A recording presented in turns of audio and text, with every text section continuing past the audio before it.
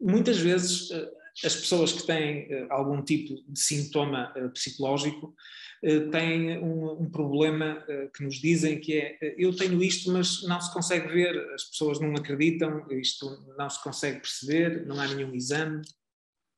E isto, de facto, na nossa área é um problema de todas as doenças, quer dizer, é complicado ver se a pessoa está triste 5%, 10%, 30%, se a pessoa está esquecida 1%, 2%, 3%. Se tivesse uma perna partida, fazíamos um raio-x e víamos logo. Ou se tivéssemos a tensão muito alta, fazíamos um raio-x e víamos logo. Ou agora, não é? Toda a gente percebe a história dos testes para o Covid, que há um teste que se faz e que nos diz se temos Covid ou se não temos Covid. No entanto, é verdade que todos os testes têm associado um certo erro, não é? Mesmo aqueles que nós achamos que são mais fiáveis, porque se conseguem ver, do que outros que não se conseguem ver. Nós, na área da psicologia e na área do sofrimento emocional em geral, temos-nos debatido, de facto, com esta questão que é tornar objetivo uma coisa que é uma queixa subjetiva. E para já, de facto, têm existido muitos avanços naquilo que é a imagem cerebral, ou seja, tirarmos uma fotografia ao cérebro e vermos onde é que está o problema, não é? Porque é que a pessoa não consegue falar, porque é que a pessoa está triste, porque é que a pessoa tem pesadelos.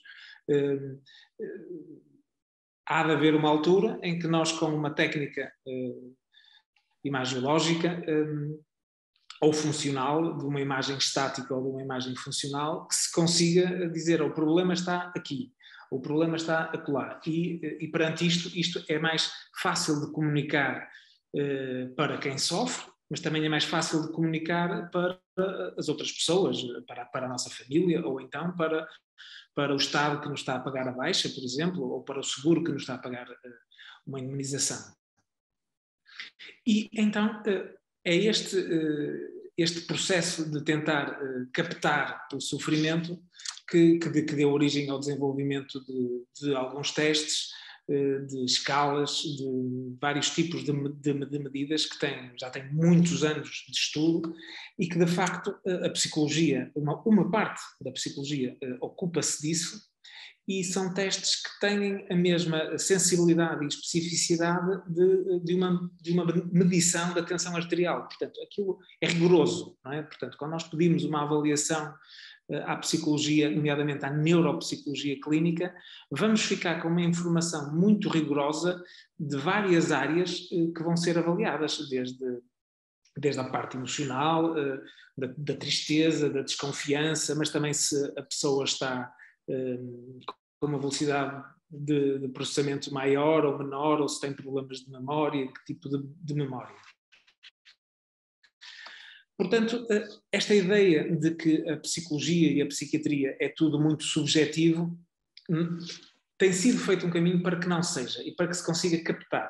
E já há, de facto, muita coisa séria e credível ao ponto disso já se usar no dia-a-dia. E já se usar no dia-a-dia para termos um diagnóstico correto, ou seja, sabermos exatamente que aquela pessoa está a sofrer da patologia X e não melhora porque tem uma lesão no sítio Y, e também, ou seja, existe para fazer o diagnóstico e existe também para propor um plano de tratamento, por exemplo, com a reabilitação neurocognitiva, e, portanto, ajuda muito o médico e o psicólogo do ponto de vista prático.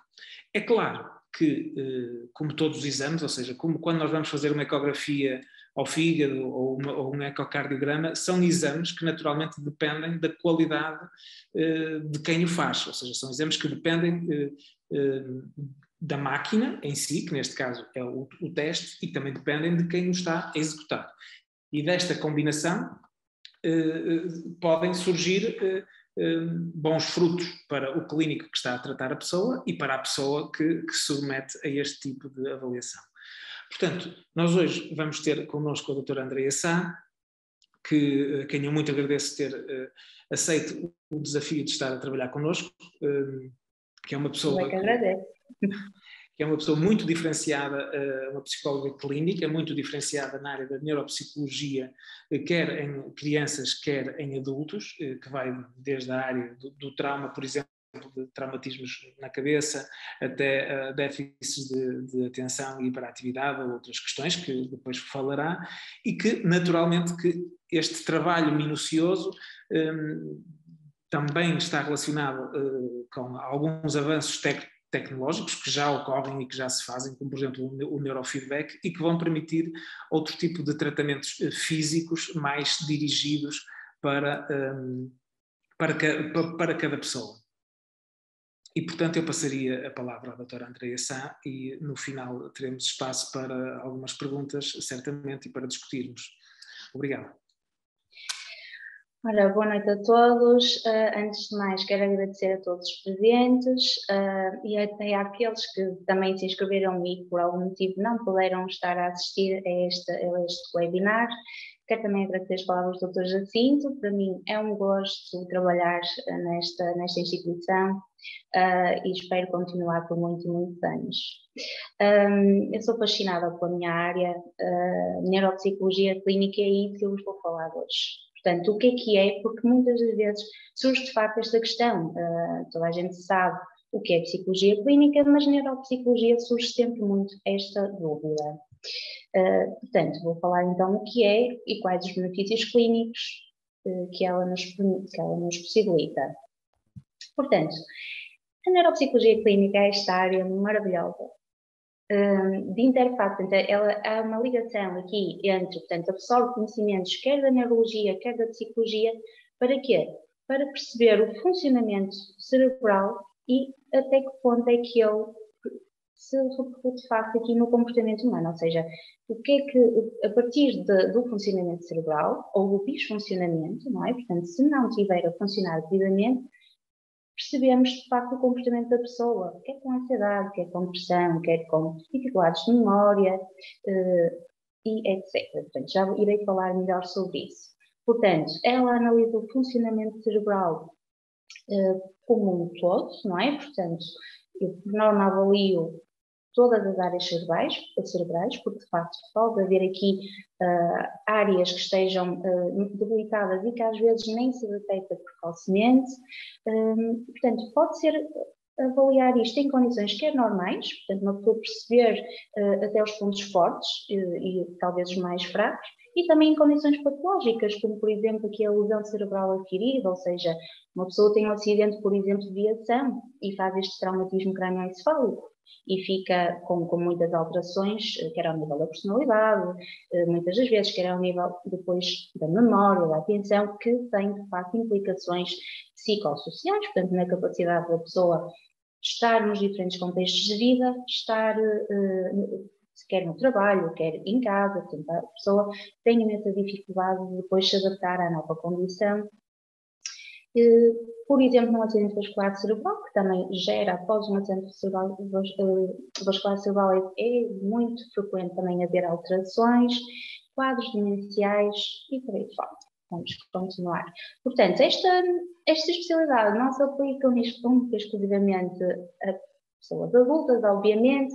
Isto é uma área que abrange quer crianças, adolescentes, adultos, idosos, portanto, todas as idades são idades e escolaridade, obviamente, não exclui aqui ninguém. E o que é que ela nos permite? Então, verificar se há então esta disfunção cerebral, ou seja, esta dificuldade de memória, de atenção, de capacidade de solução de problemas, de tomada de decisão, das dificuldades de linguagem. Às vezes as pessoas costumam dizer, eu perco-me na fala, eu tenho aqui, esqueço-me de palavras, o que é que eu posso esperar daqui? É já alguma alteração importante? Portanto, esta especialidade permite verificar isso, permite identificar, lá está, as consequências cognitivas, emocionais e comportamentais destas lesões, destas alterações ou até só dificuldades, e de facto dá-nos aqui uma ideia dos pontos fortes e fracos da pessoa. Para que é que isso é importante? Para de facto depois, caso se justifique, planear a neuroreabilitação, ou por outras palavras, a reabilitação cognitiva que o Dr. Jacinto falou logo no início. Portanto, quem pode beneficiar? Na realidade, todos podem beneficiar, como eu já disse, quer em condições normais, podem fazer uma avaliação neuropsicológica, por exemplo, ou, de facto, quem nos apresenta logo queixas subjetivas de dificuldades cognitivas, ou seja, eu ando com estes esquecimentos, não me lembro onde pus as chaves de casa, não me lembro o que fiz ontem, o que comi, estas questões, ou ia fazer uma coisa e a meio caminho perdi-me, esqueci-me completamente o que ia fazer. Portanto, numa hora de tomar a decisão, todas as áreas que a pessoa e todas as suas queixas são importantes e relevantes, porque fazer um diagnóstico numa fase inicial é muito diferente de fazer um diagnóstico numa fase mais tardia, porque a intervenção será diferente e será muito mais eficaz. Também nos permite, beneficiam, por exemplo, aquelas pessoas que lá está têm dúvidas entre se as alterações, as dificuldades cognitivas são apenas de um envelhecimento normal, porque nós com a idade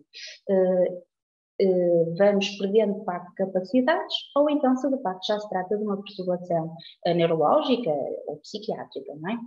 De facto também nos permite fazer aqui uma diferenciação e permite-nos perceber se as alterações cognitivas, por exemplo, de memória, são neurológicas, são orgânicas, não é? Portanto, há ali uma alteração cerebral, ou são só psiquiátricas, como por exemplo nas casos das pseudodemências, ou seja, aquelas pessoas que têm, por exemplo, dificuldades de memória, mas têm uma depressão tão grande que muitas das vezes é devido a essa depressão e não necessariamente uma alteração em áreas relacionadas com a memória.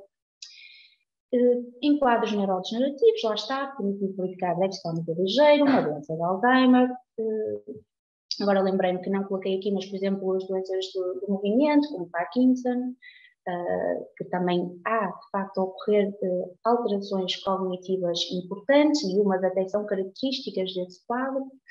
Na esclerose múltipla, nos AVCs, como já falei, mesmo os AITs, portanto, aqueles acidentes isquémicos transitórios, aquelas pequenas alterações iniciais vasculares já nos dão aqui alguma indicação e já nos chamam a atenção para de facto possa haver aqui algumas alterações. Em alterações também cognitivas relacionadas com a epilepsia, tumores cerebrais, quando as pessoas removem os tumores cerebrais cirurgicamente, ficam com, de facto, lesões cognitivas muito graves. Eu já acompanhei bastantes casos e que ficam, e pessoas bastante jovens, que ficam, de facto, com alterações muito significativas e que necessitam, de facto, de intervenção.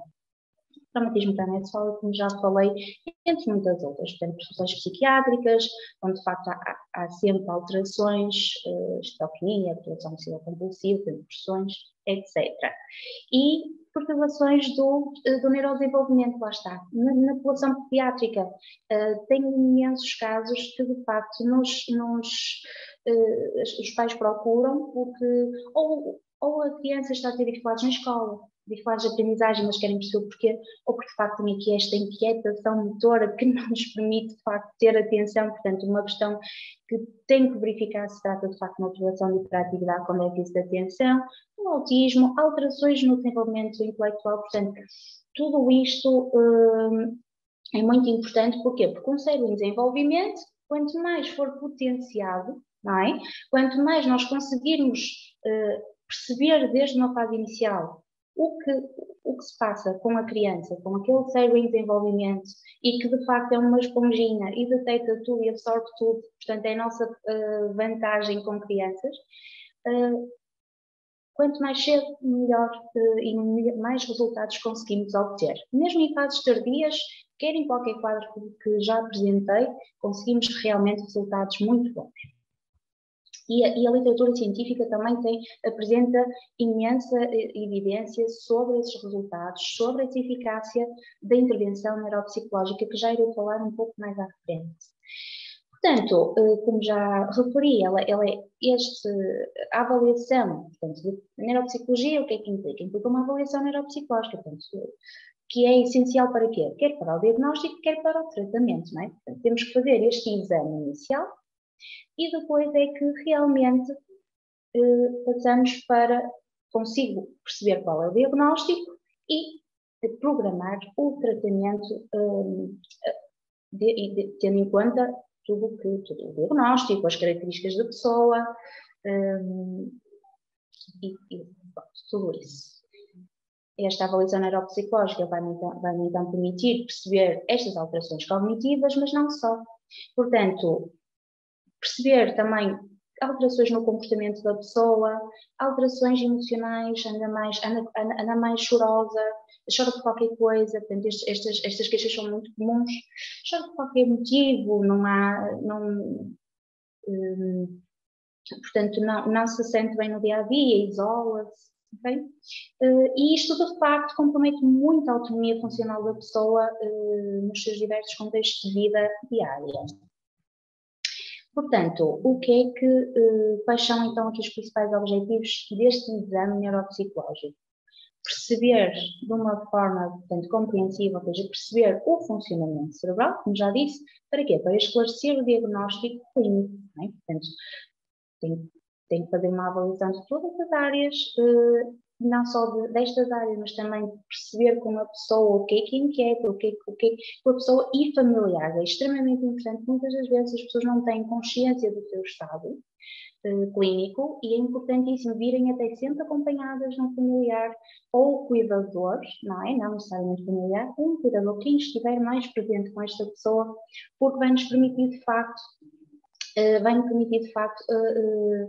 ter muito mais informação sobre essa pessoa e isso terá que ser conjugado, porque o diagnóstico nunca é visto, nunca é analisado, não é? Não são só analisados os resultados do exame, ele tem que ser integrado com todo este conjunto de dados sobre quem é esta pessoa, como é que ela está, como é que ela era antes, extremamente importante para percebermos de facto as alterações, não é? Que ocorreram desde quando. Essas informações são todas muito importantes. Após a avaliação, portanto, consegue-se perfeitamente definir um plano de neuroreabilitação, portanto, a reabilitação neuropsicológica, que não é única e exclusivamente cognitiva, e já irei falar também disso mais pormenorizadamente, e permite-me também, portanto, a avaliação neuropsicológica, fazer uma monitorização da evolução, ou seja, eu consigo perceber a evolução do quadro clínico ao longo do tempo, porque ela pode ser repetida a partir de 3 meses, portanto, 3, 6 meses, 12 meses, dependendo da necessidade de cada caso. E então aí consigo perceber, comparando os resultados, primeira avaliação e avaliação subsequente, o que é que se consegue de facto obter e a evolução da pessoa. Portanto, como se processa esta avaliação? Então, não é essa a vossa questão, certamente. Então, a avaliação exige, inicialmente, começa-se sempre com uma anamnese clínica, ou seja, uma entrevista clínica, sintomas da pessoa, basta aquilo que eu expliquei. Como é que esta pessoa era antes, por exemplo, está-se por exemplo, num caso de PTE, um traumatismo crânioencefálico. Como é que era esta pessoa antes do traumatismo? Como é que ela está agora? Portanto, após o acidente, tem sentido agravamento até dos sintomas que começou a sentir de memória, perdão, de atenção, isso tudo. E começa logo na primeira consulta também com uma avaliação screening, uma avaliação de rastreio que me dá logo uma certa informação sobre as áreas em déficit, as áreas ou em déficit ou mais... que o meu doente tem maior dificuldade e a partir daí, de facto, planear logo, também definir logo hipóteses clínicas e isto tudo é essencial. A partir daí, administra-se testes e procedimentos standardizados e validados, portanto, com normas para a nossa população portuguesa, de acordo com idade, escolaridade. Além disso, também, sempre que não é possível, portanto, eu administro testes que, por vezes, não têm atribuição para a nossa população portuguesa, mas a avaliação qualitativa, muitas das vezes, é mais importante que um valor, um resultado quantitativo, como devem compreender. Portanto, esta análise qualitativa é extremamente importante. Também perguntam sempre qual é o número de consultas mínimas. Obviamente, cada caso é um caso e temos sempre que ter isso em mente. Cada caso é um caso e deve ser encarado como tal. Portanto, e por isso mesmo, é que em função também da colaboração do doente, em função do que eu acho que seja necessário de facto analisar, as consultas, pronto, variam. O mínimo são sempre entre 2 a 3 sessões, porque a primeira, que me inclui a anamnese, portanto, a entrevista clínica e também aquele rastreio, depois são precisas pelo menos mais 2 consultas por norma, é assim. Com as crianças, demora mais um pouco a avaliação, porque, pronto, elas são brincalhonas, não é? Ainda bem que são crianças e é assim que tem que ser, mas demora mais um bocadinho para a colaboração, por vezes não é ideal, principalmente quando devem compreender que elas têm muita inquietação motora, que não conseguem, de facto, estar muito tempo a dar atenção, não é? À tarefa exigida, portanto, isso tem tudo que ser feito de forma a se avaliar o desempenho da criança e não o cansaço ou esta desistência, não é, das tarefas. Cada sessão demora cerca de 60 minutos, talvez 50, porque interessa-me sempre saber como é que a pessoa está, portanto, o que é que se passou desde a última consulta até ali, alterações de sono são extremamente importantes, isso tudo. Portanto, e sendo de facto esta avaliação neuropsicológica é extremamente importante e complementar aos exames imagiológicos. Porque, por exemplo, as TACs, as ressonâncias magnéticas, dão-nos lá está esta imagem do cérebro, mas não nos informam sobre o funcionamento. E, de facto, esta avaliação é extremamente importante porque informa-nos sobre o funcionamento, não é? Exatamente, ok, pode dar na ressonância que está ali nas áreas mais temporais, áreas mais frontais, alterações, áreas mais temporais muito ligadas à memória, áreas mais frontais ligadas à função executiva, que é captar a resolução de problemas, atenção seletiva, tomada de decisão, entre outras. Portanto, isto, processo de planeamento, portanto, esses exames de facto não nos conseguem informar. Não é? Portanto, esta avaliação neuropsicológica também é extremamente importante porque é muito sensível à atenção até de início de qualquer déficit, de qualquer dificuldade. E então a neuroreabilitação, que é de facto uma das intervenções, portanto, a partir da avaliação neuropsicológica, programa-se esta reabilitação neuropsicológica, esta neuroreabilitação. E o que é esta neuroreabilitação? É de facto uma intervenção individual, personalizada, portanto nada é feito já definido, não há protocolos definidos, há de facto a necessidade de fazer intervenções individualizadas que motivem a pessoa, porque a pessoa muitas vezes está desmotivada, não tem interesse naquilo, não quer fazer nada, quer melhorar, mas às vezes também não quer muito lutar por isso, digamos assim, não é? E é preciso esta motivação. Claro que um ingrediente-chave para obter bons resultados é sempre que o próprio doente também esteja motivado. Mas isso vai-se conseguindo ao longo da intervenção. A pessoa percebe, começa a sentir os resultados, a eficácia e começa a sentir-se bem. Mas também já irei explicar melhor isso. Portanto, há várias estratégias nesta neuroreabilitação e vão sempre atuar sobre os efeitos da lesão, de modo a que haja uma mudança na pessoa, uma melhoria a todos os níveis, permitindo que ela, de facto, melhore a sua adaptação funcional e, obviamente, a sua qualidade de vida. Portanto, os principais objetivos é recuperar, obviamente, tanto quanto possível, as áreas cognitivas em déficit, atenção, memória, linguagem, também manter e potenciar as que se encontram preservadas, portanto, as que estão mantidas não são esquecidas, pelo contrário. Tentamos sempre, portanto, potenciar ainda mais as que estão preservadas para a pessoa ganhar uma maior até resistência, para conseguir sentir-se cada vez melhor, ter melhores resultados.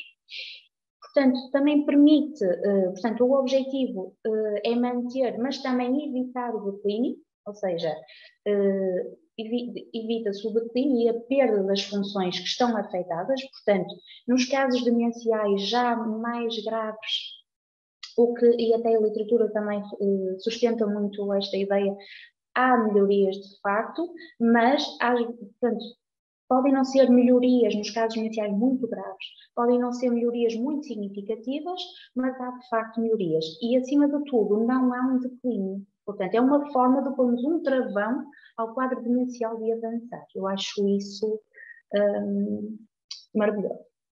Portanto, também promove aqui, de facto, portanto, conseguindo, obviamente, recuperar, manter e evitar o declínio, acabamos por potenciar e promover aqui a autonomia funcional e lá está, como eu já referi, melhorar a qualidade de vida. Portanto, a nível das vantagens imensas, entre elas, é de facto um método eficaz, não é invasivo, não dói, é indolor, de treino cognitivo, comportamental, está aqui todo um trabalho.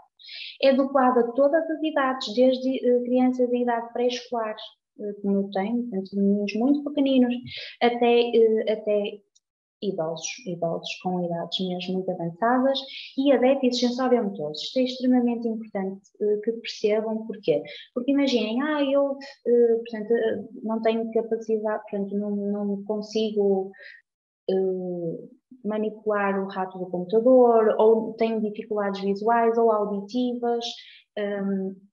Isso é tudo contornado. Lá está, é um treino personalizado, adaptado e tudo isso é feito em função das particularidades de cada caso que eu tenho. Não gera efeitos secundários, por exemplo, uma medicação, que é extremamente importante, mas aqui é importante também que percebam que ela não gera efeitos negativos, não se toma a neuroreabilitação, a neurofação é um treino cognitivo. Já vou explicar. Favorece muito a autoestima da pessoa e a percepção da autoeficácia, porque a pessoa vai começando a perceber que de facto é capaz, ou seja, eu apesar de ter tido este trauma ou este acidente vascular cerebral, ou até estar num processo demencial, ou até ter dificuldades na escola de aprendizagem, ou até ter esta hiperatividade, até consigo controlar, e até estou a começar a conseguir controlar, e até estou a começar a perder a minha depressão, é muito frequente, e eu irei já também mostrar um caso interessante. Os resultados também são muito, portanto, são a curto, médio prazo, dependendo do caso clínico, mas em 3 meses, muitas vezes já se consegue, dependendo também, obviamente, da gravidade, não é? É sempre assim, depende sempre do caso clínico, da gravidade, dos déficits, das lesões, das dificuldades. Portanto, 3 em 6 meses. E também é importante aqui referir que os resultados mantêm-se a longo prazo. Portanto, ou seja, o que o cérebro aprende fica, quer em qualquer idade, porque aquela ideia de que a pessoa já a certa idade já não aprende, isso não é verdade. Portanto, o cérebro tem esta capacidade de criar, de se adaptar, de criar novas redes, portanto, novas conexões e de se mudar em função das experiências. Portanto, quanto mais fizermos este treino, quanto mais reforço tiver, portanto, todos os circuitos, tudo é aumentado, tudo é reforçado com esta neuroreabilitação. E também aqui extremamente importante, de facto, por exemplo, eu falo nos casos traumatizados crânioencefálicos, porque de facto não são casos muito graves que nos chegam. Eu acho que é importante falar, por exemplo, na retoma da ocupação profissional, porque uma das coisas que se faz na neuroreabilitação é perceber desde logo qual é o objetivo da pessoa. O que é que ela pretende, não é? O que é que ela pretende com aquilo? Ela quer voltar ao trabalho, o que é que ela pretende na realidade, não é? Portanto, não quer voltar ao trabalho, quer ser mais autónomo, porque entretanto às tantas até deixou de ser autónomo a nível da higiene, porque até desaprendeu como lavar os dentes, até ficou com muitas limitações, por exemplo, se for uma pessoa destra, não é? Que escreve com a mão direita, que utiliza a mão direita, não é só escreve, mas de lavar os dentes e até utilizá-la com a mão direita, mas então e agora? Não é? Tem que reaprender, o cérebro tem que criar aqui novos padrões, novas ligações para perceber que há outra mão que pode usar. Não é? Há outra forma de se fazer as coisas. Daí é que eu já te referi, a neuroreabilitação não é só necessariamente cognitiva. E então, quando há esta necessidade das pessoas me dizem eu gostava imenso de retomar a minha ocupação profissional, isso é possível e é quando portanto, é tudo feito de forma a pessoa conseguir concretizar os objetivos. Nos casos de tumores cerebrais também é muito frequente estas questões. As pessoas querem voltar a trabalhar e, portanto, fazem esta intervenção, aceitam a intervenção, porque, de facto, começam a perceber em pouco tempo que ela está a ser eficaz e está a ajudar na recuperação. Como é que se processa então a neuroreabilitação? É necessária esta avaliação neuropsicológica prévia, como expliquei anteriormente, portanto precisamos perceber como é que a pessoa está, quais são as dificuldades cognitivas, define-se então este plano de neuroreabilitação.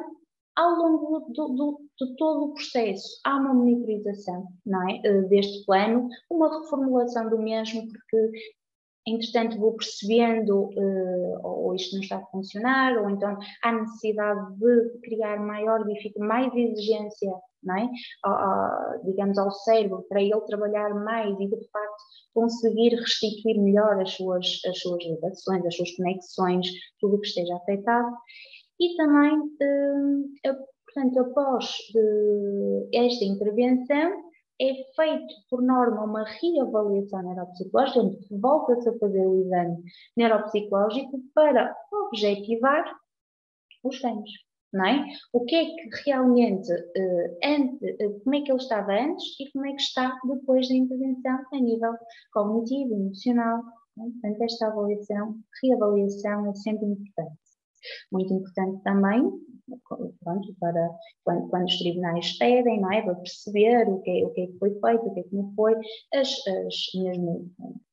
entidades do trabalho precisam perceber isso tudo para ver se a pessoa já está apta realmente a regressar à sua ocupação profissional. Novamente, cada sessão, eu sou muito insistente, cada sessão tem cerca de 60 minutos, a pessoa não se safa. É curioso que todos costumam dizer, já estou a transpirar, é tão maravilhoso, porque de facto é intenso e tem que ser assim, porque tudo é como ir ao ginásio. Se nós levantarmos sempre 5 quilos, durante meio ano, durante 3 meses, quer dizer, aquilo não vai fazer nada, não é? Portanto, tem que haver um equilíbrio, portanto, um aumento gradual da dificuldade, porque senão nada se consegue. Portanto, o cérebro precisa de estímulos exigentes que de facto, digamos que puxem por ele para ele, de facto, começar a perceber que tem que mudar, passamos assim a expressão. Também um período mínimo, portanto, eu nunca proponho, nem há grande eficácia, alguns estudos reportam eficácia em menos de 3 meses, mas em pelo menos 3 meses é sugerido fazer este plano. Portanto, para haver de facto aqui um reforço dos ganhos. Portanto, 3, 6 meses no mínimo. A frequência também numa fase inicial e dependendo lá está da dificuldade de quem do caso clínico em questão, por norma é 2 sessões por semana, portanto uma frequência intensa, mas há casos que pode ser só uma vez por semana e depois numa fase mais avançada do programa, do plano, poderemos fazer até só de 15 em 15 dias, mas isso tem sempre que ir sendo reavaliado. Portanto, como se processa? Eu trouxe-vos aqui, portanto, uns exemplos, não é? Uns exemplos dos treinos personalizados que são sempre monitorizados. Isto aqui é um recurso que eu utilizo já há muitos anos, que é o CogWeb, é uma plataforma online que eu consigo fazer a programação dos exercícios em que há, portanto, aumento dos níveis de dificuldade. Se a pessoa comete muitos erros, o programa assume e até reduz o nível, portanto, porque assume-se que ainda não conseguiu melhorar, não é? Portanto, aquela função ainda não melhorou, mas há exercícios de orientação, de atenção, há de todas as áreas, não é? De memória, portanto, esta plataforma também me dá aqui uma grande vantagem e não exclui, de facto, de todo, portanto, a presença em consulta, portanto, esta frequência que eu disse, 2 sessões por semana, são presenciais, mas esta programação que eu faço permite ao doente aceder em qualquer lado, desde que tenha acesso à internet. Portanto, eu programo de forma a que, a partir do momento que a pessoa entra na plataforma, faz os exercícios até ao fim e depois pode voltar a fazer, mas não consegue manipular os exercícios, não é? Portanto, eu estou por trás a fazer toda esta programação, toda esta monitorização. Eu também às vezes sou mazinha, digamos assim, e aumento os níveis de dificuldade, e eles às vezes dizem, eu não percebo, está tão difícil, pois, porque às tantas eu até entendi que era melhor aumentar a dificuldade. Portanto, aqui mais exemplos, aqui, portanto, são também alguns exercícios também que permitem, por exemplo, a pessoa adaptar-se às suas funções dia a dia. Portanto, temos aqui este supermercado, não é? Em que tem que fazer compra, portanto, antes disto, tem uma lista de compras e ele às tantas depois tem que selecionar os artigos. Portanto, isto é extremamente importante, porque é uma atividade do dia a dia, não é? Fazer compras, a questão construtiva, os puzzles, portanto, quem tem problemas de facto na questão espacial, na questão construtiva, perceptiva, perceber como é que se constrói a forma, é extremamente importante, é uma área muito importante para trabalhar todas as áreas. Portanto, depois aqui também dei-vos aqui um exemplo, como podem ver, da memória, muito importante. Portanto, as pessoas aderem muito bem, quer crianças, quer adultos, quer idosos, portanto, aderem mesmo muito bem, porque é de facto uma plataforma que são estímulos com cores, com movimento, com tempos, algum para treinar a parte da velocidade de processamento, portanto é super eficaz, por isso é que eu recorro a esta plataforma. Além desta plataforma, portanto, também, obviamente, em função novamente de cada caso, da necessidade de cada caso, também faço exercícios clássicos de papel e lápis, não é? Portanto, em que eu, e às vezes até envio para, digamos, trabalho para casa, não é? Tenho que fazer aquele reforço.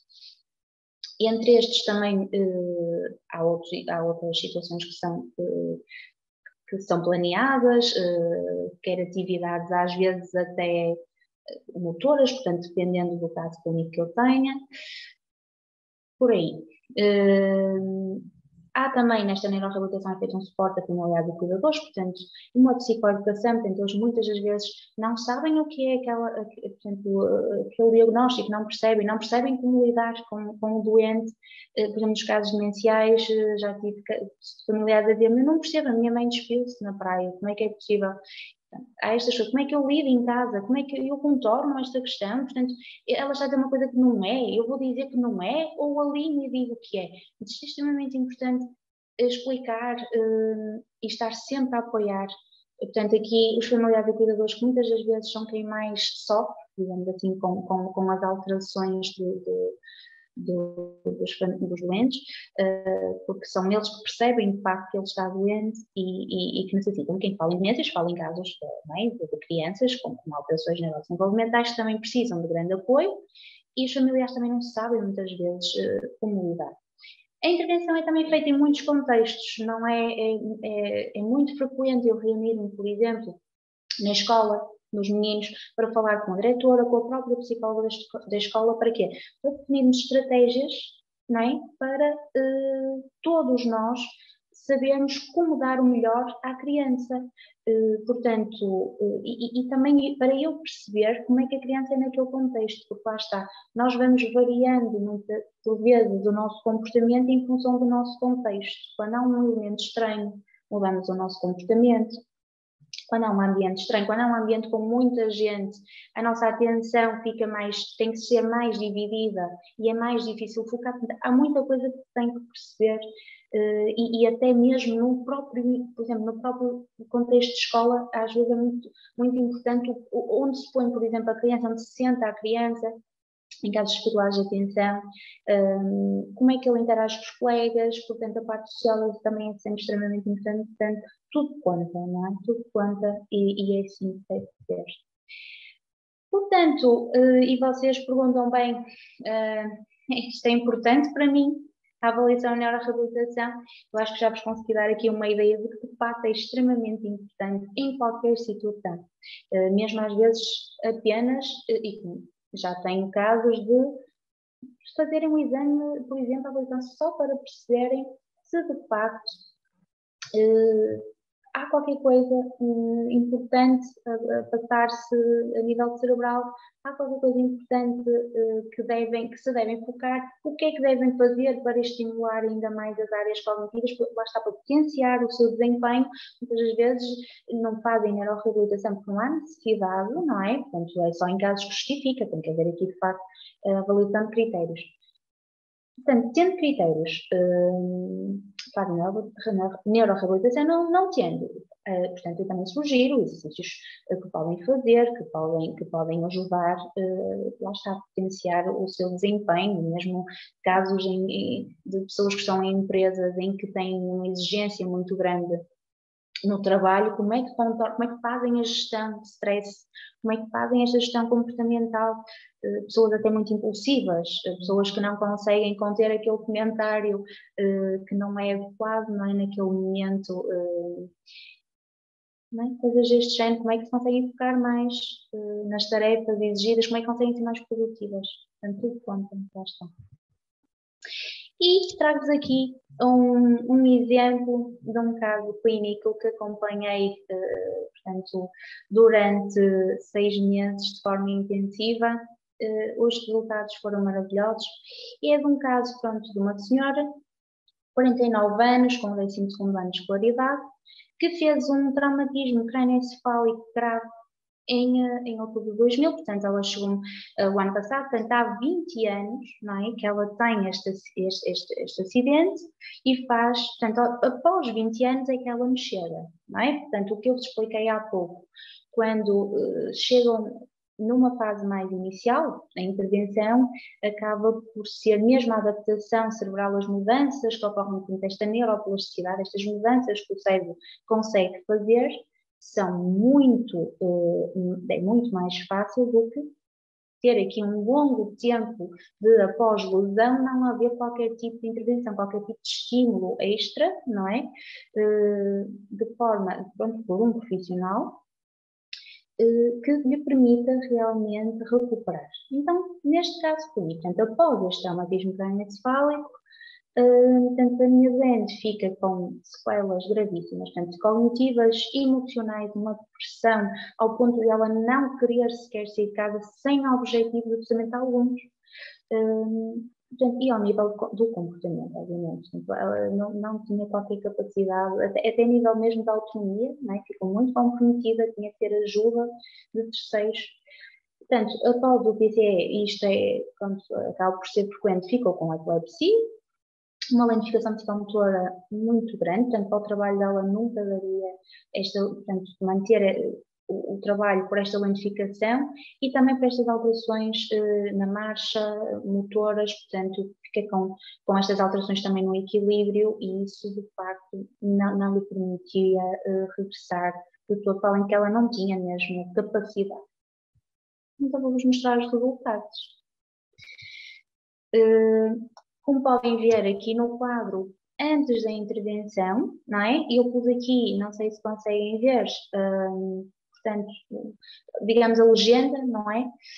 Portanto, o mais verde está dentro, portanto, está sem alterações, portanto, está bem, recuperou, está com valor dentro do esperado para o grupo padrão, ou seja, mediante a idade, mediante a escolaridade, e assim, quanto mais vermelho, portanto, pior e mais grave os déficits. Portanto, a partir do amarelo já é déficit ligeiro. Portanto, vemos aqui que ela antes da intervenção tinha alterações, portanto, muito graves em todas as áreas de atenção, orientação, até estava bem, mas depois passamos para a memória, portanto, a linguagem, a capacidade visual-espacial, portanto, aqui alterações executivas, ou seja, capacidade de planeamento, controle inibitório, portanto, era muito impulsiva, não conseguia controlar, lá está, era capaz de dar respostas de forma impulsiva, sem sequer pensar no que estava a dizer,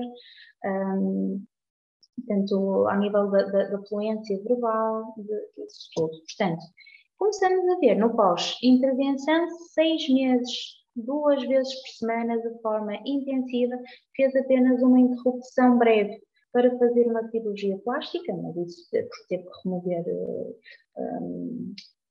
ela tinha perdido muito peso e teve que remover umas aspectos, não é? Que ficaram extra, mas, ou seja, nem aqui o interromper da neuroreabilitação impediu dela ter estes resultados maravilhosos, maravilhosos. Vemos aqui, ela ficou com estes, aqui nesta parte, não tem mais resultados, mas ficou, como podem ver que recuperou muito bem as suas funções. Aqui a mesma coisa, ficou ainda, ela tinha aqui portanto, a velocidade de processamento da informação dela era um déficit moderado, portanto quase para grave, ficou um médio inferior, portanto, lá está, em 6 meses conseguiram ter resultados muito bons, mas é possível que fiquem sempre aqui algumas dificuldades que ainda haja necessidade de continuar a reforçar, não é? Portanto, mas como veem, ao nível da capacidade, da compreensão verbal, ela já tinha boa, às tantas, mesmo da organização, está a visão perceptiva, que já tínhamos verificado, que tinha alterações, portanto, memória de trabalho, aquela memória que nos permite manter informação durante um curto espaço de tempo para nós conseguirmos dar resposta a tudo, não é? Conseguirmos compreender o que o outro nos está a dizer, conseguirmos resolver um problema, não é? Tudo. Portanto, como podem ver, houve aqui uma melhoria significativa, portanto, basta ver as cores, não é? Passou a ver e, de facto, e ela própria sentiu esta eficácia. Lá está, a parte depressiva dela, que eu já vou mostrar mais à frente, ficou mas completamente corrigida. Portanto, a nível de memória verbal, ela tinha imensas dificuldades, portanto, como podem ver, portanto, passamos significativamente, por exemplo, ela tinha uma educação imediata, recuperava inicialmente um total de 22, passou a recuperar 45 palavras, extremamente significativo. Portanto, déficits moderados, passou a médio, portanto, nem ela, e antes nem sequer conseguia reconhecer a informação, ou seja, olha, mas a palavra que eu disse era pera, era gato, portanto, dificilmente ela conseguia e passou a reconhecer perfeitamente. Foi, de facto, uma neuroreabilitação intensiva. Novamente, a nível médico, continuamos a ver que é muito comum encontrar-se nos casos de TCEs, de traumatismos, muito, portanto, aqui grave, não é? E passamos, de facto, a valores médios. Como podem ver, este caso foi, de facto, muito, muito interessante. Mas, por norma, consegue-se muito aproximadamente isto. Este caso só foi extremamente interessante, tendo em conta que ela teve portanto, esta lesão há 20 anos atrás. Portanto, isto para ela foi muito importante, deu muito mais autonomia em tudo. Portanto, aqui a nível da parte visual também ficou ainda aqui, tinha aqui também dificuldades em recuperar o após e consegue perfeitamente agora, como podem ver.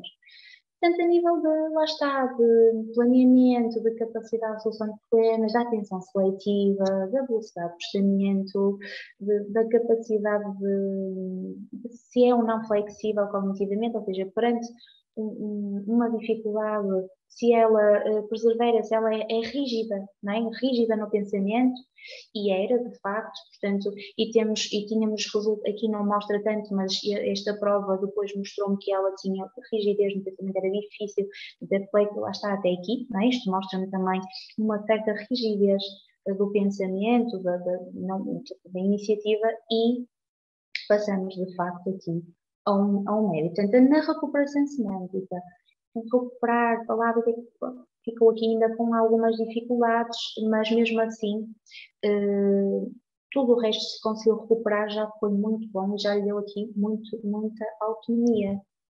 Portanto, a nível de linguagem, ela também não conseguia nomear, portanto, conseguia, mas já tinha alguma dificuldade em nomear os objetos, por exemplo, isto é uma caneta, isto é um lápis, olha, chega-me aí, o que era, não é? Portanto, ficava e muitas vezes nem conseguia recuperar. Portanto, eu fazia-lhe coisas muito engraçadas, por exemplo, eu queria que ela dissesse clipe, não é? Mostrava-lhe um clipe, que é isto? Um clipe. Então eu dizia, vai levar este clipe para casa, vai levar no seu bolso, não se vai esquecer, vai dizer clipe, vai reforçar isto. Então, ela às tantas chegava no consultório e dizia logo clipe. Nem dizia bom dia nem nada, era clipe. Portanto, eu achava imensa piada, portanto, coisas assim, portanto, eu faço sempre, tem que ser criativo, tem que ser imaginativo também na neuroreabilitação, porque a forma de se motivar é diferente de caso para caso. A forma de se conseguir recuperar, e, portanto, tudo tem que ser adaptado ao nosso caso clínico. A nível emocional, como eu vos disse, como podem ver aqui as percores, não é? Portanto, aqui só conseguem ver percores, mas mesmo aqui a depressão não dá, de facto não dá, mas são calas de autopreenchimento, não é? Portanto, elas tantas não queriam dizer que estava tão mal aqui, mas nesta prova foram, como podem ver, era moderado para grave, era, de facto, recuperou muito bem e ela própria fez este comentário, como eu estava antes, portanto, ou seja, ela manteve a ideia do como ela era antes e como ficou. E isto, de facto, a ter este insight de como ela era e do como está, é muito importante para a pessoa, porque ela própria percebe a recuperação que tem. Pronto, termino com estas duas expressões, portanto, estas duas frases que, de facto, são as minhas máximas, mas é o que eu sigo na neuroreabilitação, em qualquer intervenção que faço, aliás. Portanto, é de facto mais importante iniciar com as características da pessoa físicas, cognitivas, comportamentais e identificar, de facto, portanto, definir a intervenção que de facto mais irá ajudar esta pessoa do que iniciar com protocolos definidos. Portanto, e selecionar de facto apenas aqueles que vão se enquadrar naquele protocolo. Portanto, isso não é feito de todo isso, nem faz sentido. De facto, não se iria ter ganhos. E também esta última frase do David Eagleman, que é um neurocientista que eu gosto muito, ele tem livros fantásticos do cérebro, de como o cérebro se adapta, portanto, como é o próprio funcionamento cerebral, que nos diz que cada um de nós é de facto, portanto, nós estamos no nosso próprio caminho, no nosso próprio trajeto. Portanto, guiados guiados pelos nossos genes e pelas nossas próprias experiências. Nós não somos só genética, não é? Nós somos a experiência e vamos nos moldando em função dessa experiência. Portanto, e como resultado de tudo isso, cada cérebro tem a sua própria vida interna. Portanto, o nosso cérebro é único, o nosso funcionamento cerebral é único e, como ele faz aqui esta analogia, os cérebros são tão únicos como os blocos de neve, que eles aparentemente são todos muito iguais, mas na realidade são muito diferentes.